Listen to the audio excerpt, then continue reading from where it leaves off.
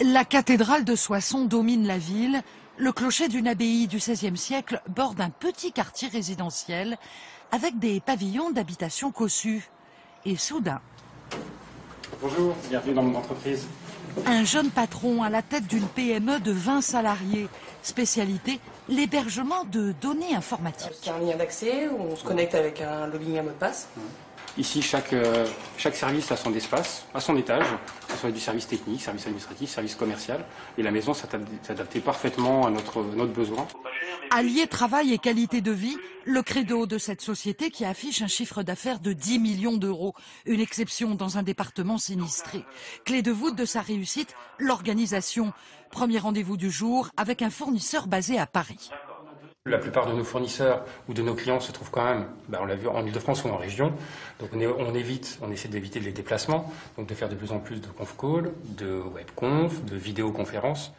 Soissons à 100 km seulement de Paris, mais c'est oublier à quel point l'Aisne est un département enclavé. On est une des seules villes significatives autour de Paris qui n'a pas de 4 voies, par exemple. Donc on a des grosses problématiques de temps de trajet, de transport ou de route qui sont un peu saturées. En fin de matinée, le chef d'entreprise et son associé ont rendez-vous chez un client. La chambre de métier où l'on connaît bien le handicap économique du département. Une industrie de sous-traitance automobile et de métallurgie en perte de vitesse. Manque de clientèle, manque de formation des gens. C'est-à-dire que les entreprises ont du mal à trouver des gens formés, diplômés, à haut niveau, parce qu'on n'a pas ce qu'il faut dans le département. On n'a pas ce qu'il faut. Parce que les gens, ils partent en études où? À Reims, à Amiens, à Paris. Ils ne reviennent pas obligatoirement dans le département de l'Aisne. La preuve, les serveurs informatiques flambant neufs de Nicolas Blazic n'ont pas suffi à attirer de jeunes talents. Pour recruter cet ingénieur lyonnais, il a aussi dû lui trouver un logement. Il m'a conseillé un village à cuisiner en allemand. Et l'école était à 100 mètres au bout de la rue. Et c'était un de nos clients aussi qui était propriétaire de la maison. Donc il nous a bien aidé aussi pour faire pression auprès de l'agence immobilière.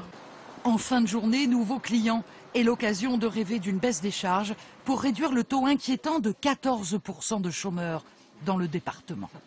Il y a tellement peu d'offres d'emploi qu'on va prendre forcément quelqu'un qui a de l'expérience. Donc on pourrait embaucher beaucoup plus de jeunes, ou beaucoup plus d'alternants, les aider dans leur cursus de formation, les garder près de nous et nous développer tous ensemble. Nicolas Blazic l'a bien compris, le secteur informatique permet le travail à distance des grands pôles économiques. Mais dans l'Aisne, tout le monde n'a pas cette chance. Plus d'une centaine d'entreprises sont actuellement en redressement ou en liquidation judiciaire. Oui.